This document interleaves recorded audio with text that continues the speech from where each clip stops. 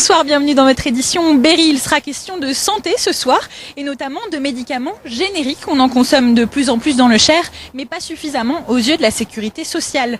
Puis nous irons dans l'Indre à la rencontre des membres de l'association Agir, une structure en plein développement. Mais d'abord, on se concentre sur le manque de pompiers volontaires dans le Cher. Le service départemental d'incendie et de secours a élaboré un plan de bataille pour inverser la tendance. Jackie et Christophe sont pompiers volontaires depuis plus de 17 ans. Chaque mois, ils consacrent 100 à 200 heures de leur temps libre à la caserne de Saint-Florent-sur-Cher. Des heures qu'ils effectuent souvent en soirée, après le travail. Et avant, j'avais un travail, j'avais une petite voiture, donc je pouvais être le matin, l'après-midi ou à midi. J'étais permanent. Et maintenant, je prends surtout mes gardes après mon travail, à partir de 17 heures. Comme eux dans cette caserne, la plupart des 40 sapeurs-pompiers volontaires travaillent à Bourges et ne sont pas disponibles en journée. 50% des interventions ont pourtant lieu entre 6h et 18h.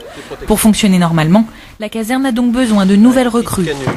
Si on pouvait avoir quelques personnels supplémentaires la journée, ça nous donnerait de la flexibilité et ça diminuerait la pression sur les personnels disponibles en journée. Il faut toujours jongler avec la disponibilité de chacun et pour pouvoir assurer au moins un départ.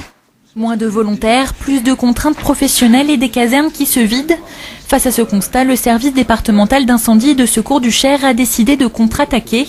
10 représentants vont parcourir le département dans les prochains mois pour vendre le volontariat et surtout séduire les employeurs. On a notamment la convention employeur, qui est une démarche assez nouvelle. On a environ 260 entreprises sur le département qui jouent le jeu, qui permettent aux volontaires de se rendre disponibles en journée. C'est vraiment la problématique majeure. Et pour convaincre les 16-55 ans de sauter le pas, le SDIS a également prévu de mieux indemniser les volontaires. Une enveloppe de 300 000 € vient d'être débloquée. Les pompiers du Cher espèrent ainsi recruter une centaine de personnes.